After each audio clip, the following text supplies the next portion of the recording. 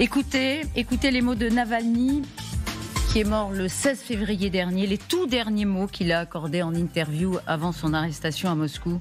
Les derniers mots, en somme, d'un homme libre, en exclusivité pour LCI. C'est une collaboration avec Libération. Regardez la une du journal ce matin qui publie les extraits. Vous allez les entendre dans quelques instants. Cet entretien a été réalisé le 7 décembre, un mois pile avant que la police russe ne l'arrête à son arrivée à Moscou. Jacques Maire, bonjour, vous étiez élu à l'époque, vous êtes ancien député, vous étiez élu, et dans le cadre d'une enquête pour le Conseil de l'Europe sur l'empoisonnement dont avait été victime Navalny pendant l'été précédent son arrestation, eh bien vous l'avez rencontré longuement à Berlin. Et c'est la dernière interview officielle de Navalny. Oui. C'est une audition. C'est une audition, pardon. Voilà. Vous avez raison, c'est une audition. C'est une audition. Elle aurait pu ne jamais, d'ailleurs, être rendue publique. Et vous avez souhaité, vous allez nous le dire tout à l'heure, vous avez souhaité qu'il le soit pour l'histoire. C'est un document pour l'histoire. Si vous permettez, on va d'abord écouter un extrait. Et on va en écouter plusieurs, mais d'abord, donc Navalny est sorti de l'hôpital fin septembre. Nous sommes le 7 décembre. Il avait été dans le coma pendant plusieurs jours. Il a failli mourir. Vous nous direz comment vous l'aviez trouvé d'ailleurs à l'époque. Mais d'abord, il évoque justement cet empoisonnement. Vous êtes beaucoup revenu dessus, puisque c'était le sujet de l'enquête. D'abord, l'empoisonnement pour Poutine. Quel est l'intérêt de cette technique, pardon pour l'expression? Il vous en parlait. C'est la beauté de l'empoisonnement. Personne ne peut savoir quand et comment vous avez été empoisonné. Beaucoup de gens se demandent pourquoi choisir le Novichok, car il est très compliqué à utiliser. Mais grâce à la bouteille, nous savons que c'était à l'hôtel. Et s'il n'y avait pas eu cette bouteille, nous aurions été convaincus que l'empoisonnement avait eu lieu à l'aéroport.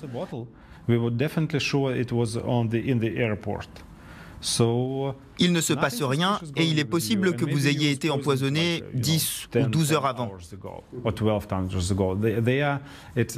Une enquête de Bellingcat montre que le FSB développe actuellement un nouveau procédé qu'ils appellent nano-encapsulation.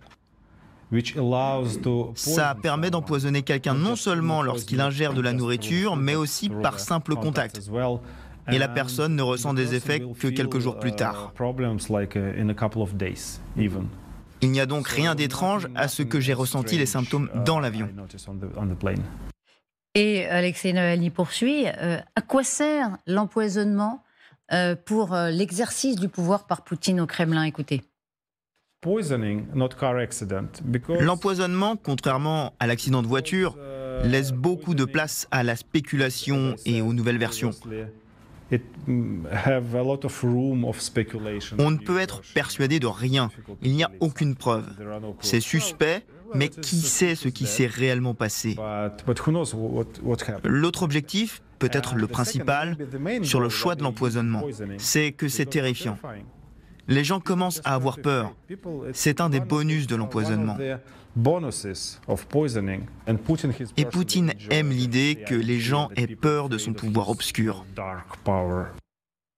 Voilà, il va revenir tout à l'heure sur sa relation très particulière avec Poutine. D'abord, ce qui nous frappe, Jacques Maire, il semble détendu. C'est un homme qui a frôlé la mort. On est effectivement... Qu'est-ce qui vous a frappé quand vous l'aviez rencontré à ce moment-là? Bien, il arrive avec un environnement sécuritaire très important dans un hôtel qui a été vidé. En plus, on est pendant le Covid. En fait, sa demande, son accord pour nous rencontrer a été très rapide. Ça, c'est important à dire. Il a confiance dans le Conseil de l'Europe parce qu'il fait des recours en permanence contre toutes les actions qui sont menées contre lui. Donc, quand on lui propose de faire un rapport d'information avec sa contribution et en confrontation avec les Russes qui sont membres du Conseil de l'Europe, qui ont des obligations, il dit oui tout de suite.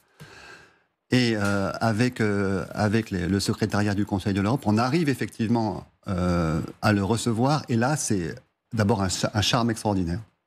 Le gars est détendu, il sourit, il a un humour qu'on voit d'ailleurs être une arme de guerre ensuite pendant sa période de prison. Il est en forme et il y a ce côté effectivement séduisant, charismatique, qui est assez prégnant, qui fait que tout de suite la conversation s'installe sur un mode assez détendu. sur des sujets pourtant qui pourraient être extrêmement pénibles à aborder et complexes. Là, on est détendu, mais c'est pas le plus important. Le plus important, c'est une espèce de bloc de volontarisme, en fait, de bloc de granit. Il n'hésite sur aucune question. Il est très affirmatif. Il n'évite rien. Il n'y a pas de censure dans ce que j'ai partagé avec vous. Il n'y a aucune espèce de question qui a été coupée et autres, parce que tout pouvait être abordé avec lui.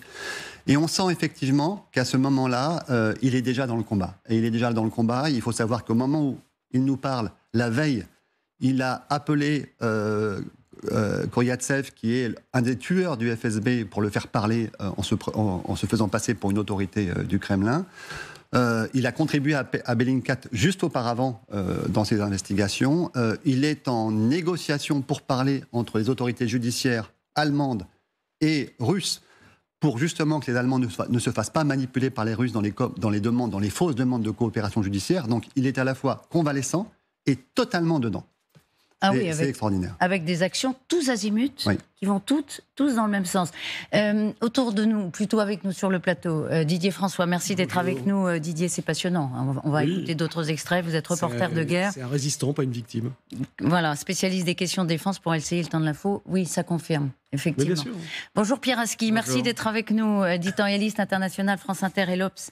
Chaque matin, votre chronique géopolitique à 8h17 sur France Inter. Et Vera Grandseva, enseignante à Sciences Po, politologue spécialiste de la Russie russe.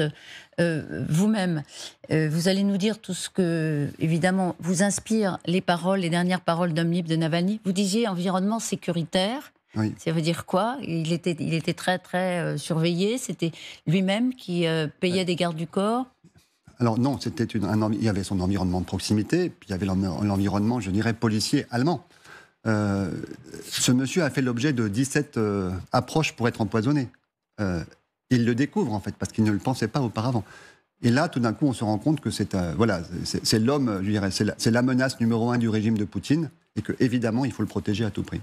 Donc, il est protégé par la police allemande. Oui. On rappelle qu'il a été empoisonné. Il est arrivé à Moscou dans l'avion très malade. Il a été transféré. Alors, il est arrivé à Omsk. À Omsk, pardon. Très malade. Il a atterri. Son pilote, contrevenant aux ordres de l'aéroport, atterri en catastrophe alors qu'il y avait une supposée alerte à la bombe sur le tarmac. Le pilote, d'ailleurs, on ne sait pas trop ce qu'il est devenu. À ce moment-là, une équipe de médecins de l'hôpital d'Omsk vient. Et en fait, cette équipe de médecins et ce pilote, en fait, ont sauvé Navalny. Ce sont vraiment les sauveurs de Navalny. Et Navalny dit d'ailleurs dans l'audition, c'est assez important, surtout, je ne veux pas parler avec eux, parce que si je parle avec eux, je les menace, et c'en est fini. Donc il découvre oui. Effectivement le nombre de tentatives d'empoisonnement dont il a été la victime, et il vous dit que pour lui, il pensait que ce n'était pas possible. Il pensait que le fait que Poutine empoisonne ses opposants, ça lui semblait fou. Donc il ne pensait pas que Poutine était fou, pour faire un raccourci. On l'écoute. Avant, si quelqu'un m'avait dit que Poutine voulait me tuer, j'aurais dit non. Je sais que je peux être emprisonné, harcelé, ce genre de choses. Mais tuer des gens avec une arme chimique, ça paraît fou. Et honnêtement, si les résultats du laboratoire n'avaient pas montré que c'était du Novichok, je n'y aurais pas cru, parce que c'est fou. Je pensais que pour les opposants politiques, ils utilisaient d'autres méthodes. Les campagnes de diffamation, la prison. C'était une très grosse erreur.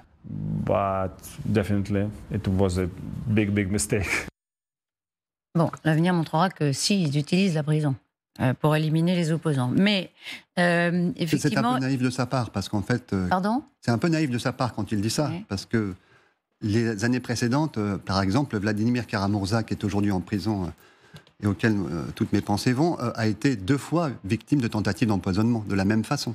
Il y a eu l'affaire Skripal et d'autres. Et donc, en fait, Navalny ne voulait pas s'avouer, peut-être se pensait-il, au-dessus de ce type de menace, vu ce qu'il représentait. Mais la réalité, c'est que l'empoisonnement politique était vraiment déjà très pratiqué. Il ne pensait pas qu'à lui, ça lui arriverait. Ouais, c'est cela. Et encore une fois, il ressort d'un empoisonnement il a failli y passer. Et il a souffert atrocement. Parce que ce qu'il dit aussi, c'est que l'intérêt de l'empoisonnement, c'est des souffrances atroces. Ce n'est pas uniquement une mort, mais c'est une mort au bout d'un processus d'agonie terrible. Et il dit que Poutine, ça lui plaît comme Voilà. forme de souffrance qu'il inflige à ses La perversité opposants. de Poutine dont il parle. Il faut écouter, parce que là, c'est évidemment, les paroles résonnent de façon extraordinairement forte. Il évoque sa relation avec Poutine et il imagine l'hypothèse où il pourrait être tué par Poutine. Et il dit ceci.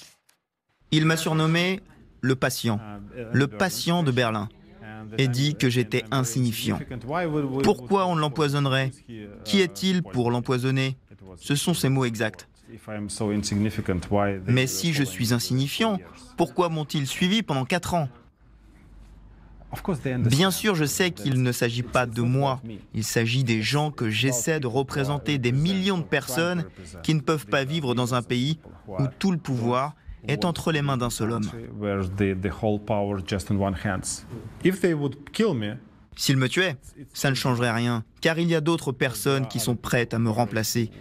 Mais je pense qu'il y a quelque chose de personnel avec Poutine, avec cette façon étrange qu'il a de ne jamais prononcer mon nom.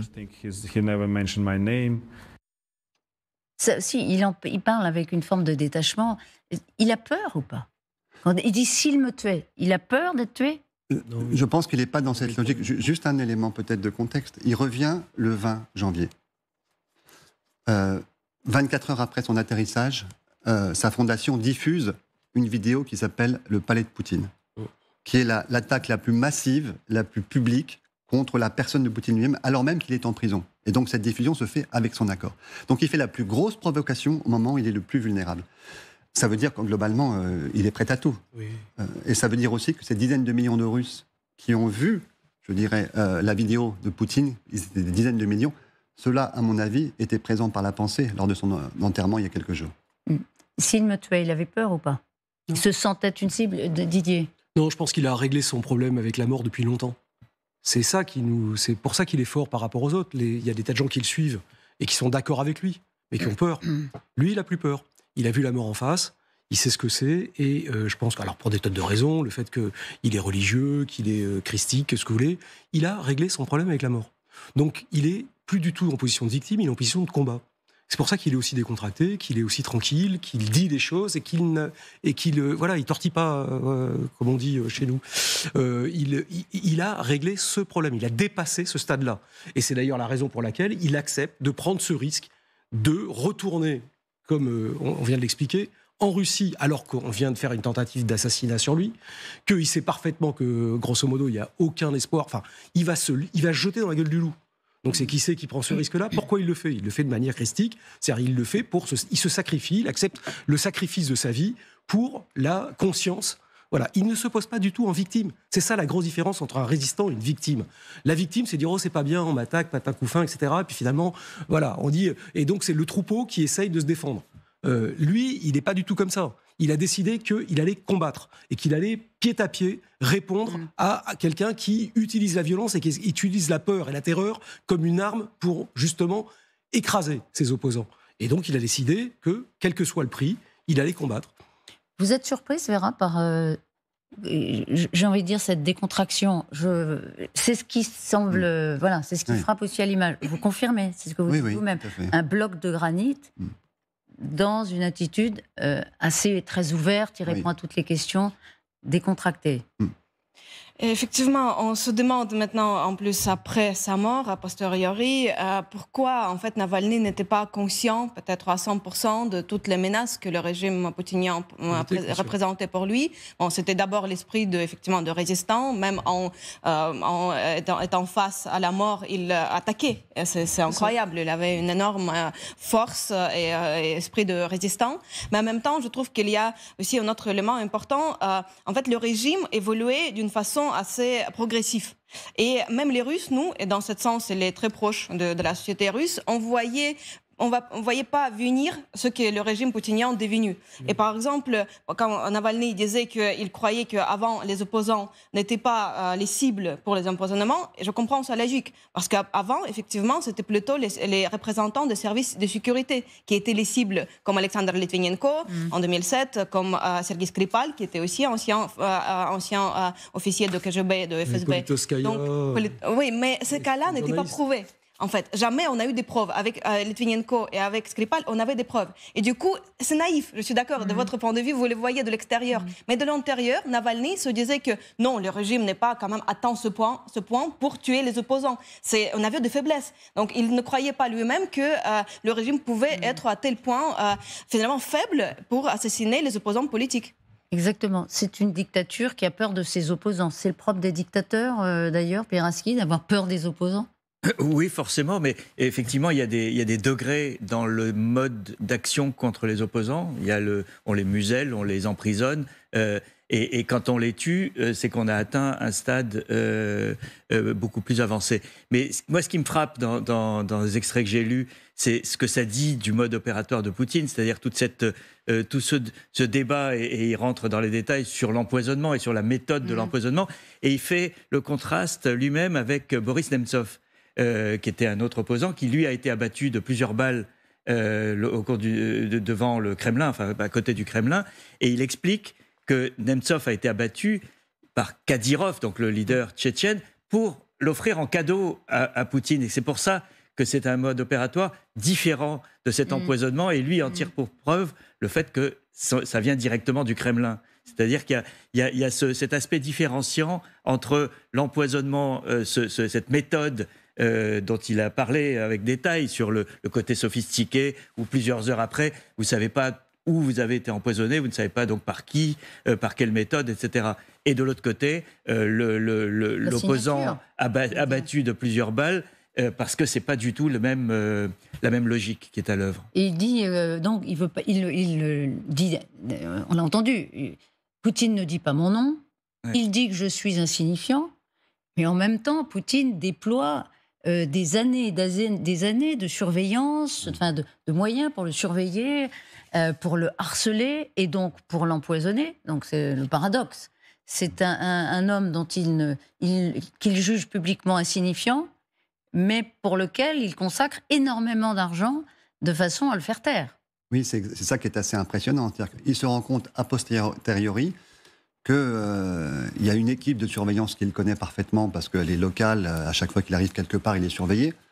Et puis il découvre à travers Bellingcat et son entretien téléphonique, nous aussi on a beaucoup travaillé avec M. Grozef et toute l'équipe de Bellingcat, que évidemment, à partir du moment où il est candidat à la présidentielle de 2018, ça change fortement l'équation pour le Kremlin. Et là, il y a les preuves. Alors, ce qui est intéressant, c'est que, je disais tout à l'heure qu'il nous dissuadait d'avoir des contacts physiques avec les opérateurs russes, individus et autres, pour ne pas les mettre en danger. Donc nous, pardon, redites-moi ça. Navalny nous disait éviter les contacts avec les témoins russes de mon empoisonnement, que ce soit à l'hôpital, sur place et autres, parce que vous les mettez en danger. Vous les liquidez.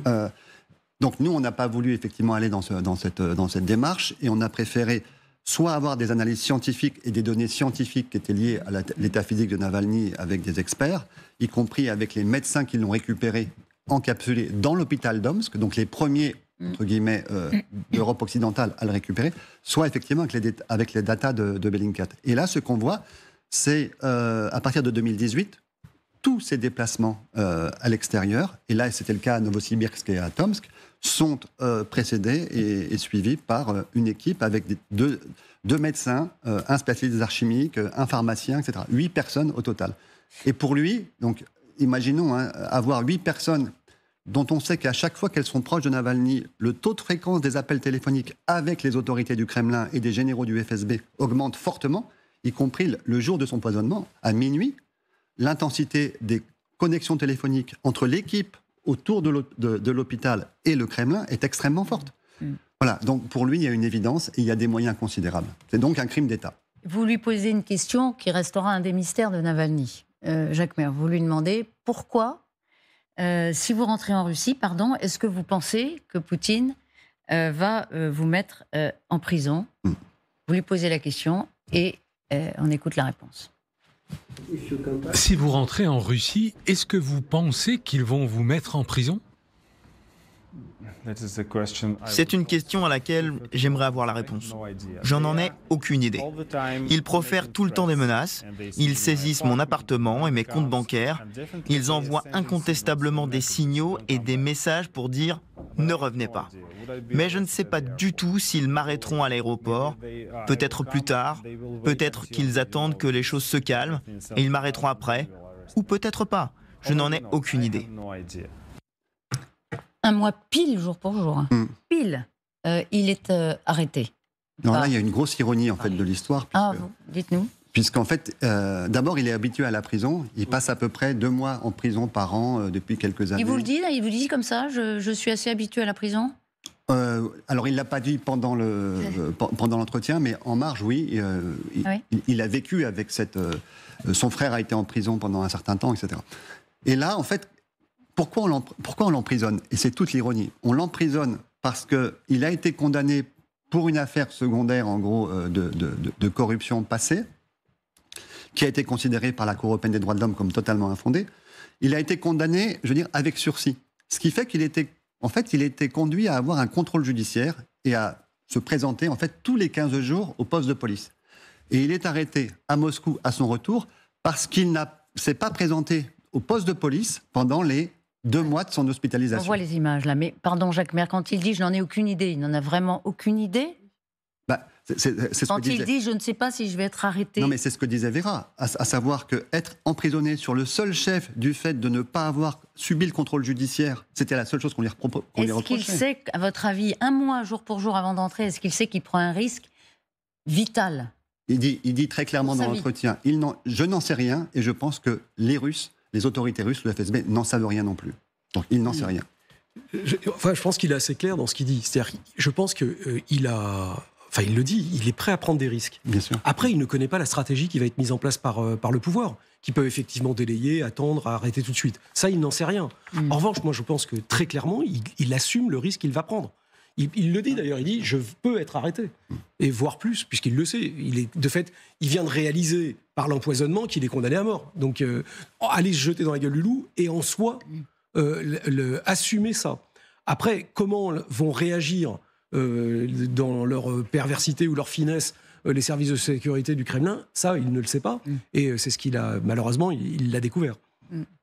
Et effectivement, donc il est arrêté 1 mois plus tard. À ce moment-là, vous avez gardé un contact avec lui? Vous avez pu correspondre? Alors bien sûr, puisque à partir du moment où il est arrêté, immédiatement, on lance un 2e rapport sur l'emprisonnement d'Alexeï Navalny. Et à ce moment-là, effectivement, moi, en tant que rapporteur du 2e rapport, là, à la limite, c'est un sujet qui est plus facile pour les autorités russes, parce que c'est pas binaire, empoisonnement ou pas, c'est les conditions de détention ou autres. Et je rappelle quand même que tout ce printemps est un vrai combat de sa part. Il est maltraité, il est torturé, on le prive de sommeil, il fait sa grève de la faim. Et nous arrivons, de façon assez délicate, mais nous arrivons en fait à avoir un dialogue, un simulacre de dialogue avec les autorités russes qui sont encore au Conseil de l'Europe pour quelque temps, pour effectivement avoir des réponses des autorités pénitentiaires. Quand il est arrêté, est-ce que vous êtes surpris, vous? Non, pas du tout. On n'est pas surpris, parce que, je dirais, il n'y a pas besoin de motif juridique pour arrêter quand on a déjà essayé d'empoisonner. Donc, vous disiez que c'était la suite logique de tout le traitement que Poutine lui a fait subir. Est-ce que vous-même, vous avez été surveillé, inquiété, pour avoir rencontré et interrogé Navalny? Est-ce que vous avez subi quelque chose? Alors oui, j'ose pas en parler tellement c'est ridicule par rapport à ce que subissent les opposants russes. Mais d'abord, j'ai fait l'objet de provocations pour essayer de me décrédibiliser. On m'a enregistré mon téléphone à mon insu. On a voulu me faire dire que j'étais totalement biaisé. Et deux entre guillemets comiques téléguidés par le Kremlin, qui s'appellent Vovan et Lexus, ont en fait produit une espèce de fake news, un montage, au moment où le président de l'Assemblée parlementaire du Conseil de l'Europe venait à Moscou. Donc ils l'ont produit sur les médias, parce que ce président-là venait à ce moment-là pour demander, je dirais, des engagements russes et des contreparties. Et ensuite, j'ai été banni, j'ai été sanctionné, comme d'autres responsables européens, et j'ai été banni de la Russie, ce qui ne m'a pas empêché de revenir en Russie sur la base de l'immunité diplomatique dont je bénéficiais en tant que parlementaire. Donc vous êtes retourné jusqu'à la fin de votre mandat de député en 2022, en juin 2022. Encore. Voilà, et là j'étais à chaque fois j'étais assez prudent dans mes comportements. Oui. Pierre Aski. Ce qui est frappant dans le dernier extrait qu'on a vu, c'est à quel point il connaît tous les risques qu'il encourt. Il n'est pas du tout dans la naïveté par rapport au système de Poutine. Et il décide de rentrer. Lui est clair dans sa démarche et dans sa stratégie, même s'il ne sait pas s'il sera arrêté à l'aéroport le lendemain ou un mois plus tard. Et là, je rejoins ce que disait tout à l'heure Didier sur le côté christique. C'est-à-dire, et moi, ça me fait penser à un autre homme mort en prison qui est en Chine, c'est Liu Xiaobo, prix Nobel de la paix, et il y a quelque chose de similaire entre ces deux hommes qui est le sacrifice pour l'exemple, c'est-à-dire on croit en ce qu'on fait et il faut aller jusqu'au bout de la démarche, quitte à y laisser sa vie, ce qui a été le cas pour les deux hommes, dans des conditions relativement similaires, en prison et sans possibilité pour le monde extérieur de venir à leur aide. Et quand il meurt, le 16 février, là aussi, quelle est votre réaction, Jacques Maire ? D'abord, je dirais, un sentiment de subir quelque chose qui était inscrit, mais de façon atroce. Moi, je suivais sa situation. On avait eu quelques contacts assez épisodiques avec son avocat pendant toute cette période Et là, effectivement, cette espèce de situation un peu écrite qui se termine. Moi, ce qui m'a fait le plus, qui m'a ému le plus, en fait, c'est le fait qu'il y avait quelques dizaines de milliers de Russes qui étaient physiquement présents, mais qui, comme je le dis, représentaient en fait des millions de Russes. Ah, vous parlez là des funérailles, et vous parlez de cet extraordinaire sursaut de milliers de moscovites. Et je pense que ceux qui étaient là étaient tristes. Et qui continuent, on a des images là, alors les plus récentes dont on dispose, c'est celle de mercredi, mais les gens continuent de venir, vous voyez cette tombe qui est submergée de fleurs. Et ça... Oui, si vous voulez, ceux qui étaient là étaient tristes, étaient désespérés, tout en voyant un petit peu l'étincelle, je dirais, que procurait Navalny. Mais je pense que ceux qui étaient encore plus désespérés, ce sont qui n'ont pas pu venir, et aussi avec un sentiment de culpabilité. Il est mort en notre nom, que peut-on faire pour lui ? Et je suis persuadé qu'il y a des millions de Russes qui étaient présents, je dirais, en communion d'esprit avec lui au moment de l'enterrement. Bérin ? Je peux juste ajouter, effectivement, pour confirmer ce que dit mon collègue, parce que j'avais des amis en Russie qui n'étaient pas à Moscou, mais qui étaient à Saint-Pétersbourg en ce moment, quand il y avait les obsèques en direct. Ils étaient en métro, ils suivaient sur YouTube les obsèques, et ils regardaient leur portable, et après ils ont regardé autour d'eux, ils ont vu qu'à gauche et à droite, il y avait les gens qui regardaient la même chose. Dans le métro obsèques, dans le métro. Donc bon, pas toutes. Parce que j'allais vous demander quel est le profil de ces amis. Oui, ce sont les gens simples, les fonctionnaires d'État, voilà, c'est pas des gens d'opposition, vous voyez ce que je veux dire, mais juste, c'était tellement injuste que ce qu'a fait le régime avec Navalny, que ça a dépassé même son projet politique, à mon avis. Il y avait les gens russes qui compatissaient et plutôt partageaient ce que Navalny incarnait comme l'idée, que ça a réuni finalement beaucoup plus de gens que son projet politique initial. Navalny qui vous dit « s'il me tuait, ça ne changerait rien ». D'autres reprendront le flambeau. Bon, c'est une phrase, encore une fois, c'est là qu'il y a une résonance là encore très, très forte, mais ça ne change rien ? Si, ça change, parce que le poids d'un individu avec sa personnalité, son courage, sa détermination, joue quand même un rôle dans ce genre de situation. Et maintenant, toute la question, c'est de savoir si sa mort a créé la peur qu'espère le Kremlin, ou si au contraire, ça a désinhibé cette peur. Et on le verra dans les prochains mois ou les prochaines années. Mais et le premier test, ça sera peut-être ces élections présidentielles dans quelques jours, avec l'appel qu'a lancé la veuve d'Alexei Navalny, Yulia, à ce que les Russes viennent en masse le 17 mars à midi devant les bureaux de vote, qui est donc une sorte de happening d'opposition. On le voit, cet appel peut-être de Yulia Navalny qu'elle a tweeté hier. Donc, elle appelle ses compatriotes à voter pour n'importe quel candidat à l'exception de Poutine. On va le voir dans un instant. Vous pouvez gâcher votre bulletin de vote, vous pouvez écrire Navalny. en grosses lettres, nous devons nous rendre au bureau de vote le même jour et à la même heure, le 17 mars à midi. On va le voir, hein, cet appel de Yulia Navalny, la veuve en exil, vous l'aviez rencontrée ? Non. Elle était là puisqu'ils étaient, ils faisaient beaucoup de choses ensemble à ce moment-là. Elle n'était pas là à Berlin lorsque vous l'avez rencontrée. Donc cet appel de Navalny, c'est elle qui peut reprendre le flambeau ? Je pense qu'elle fait partie. D'abord, il y a d'autres leaders qui sont aujourd'hui dans le combat. J'ai cité tout à l'heure Vladimir Kara-Murza, mais il n'est pas seul. Et les femmes de ces leaders sont extraordinaires. Que ce soit effectivement Yulia Navalny, que ce soit Evgenia Kara-Murza, elles veulent être à la hauteur, en fait, du sacrifice de leur mari, de l'engagement de leur mari. Et nous leur devons beaucoup aujourd'hui, parce que ces femmes prennent le relais, en fait.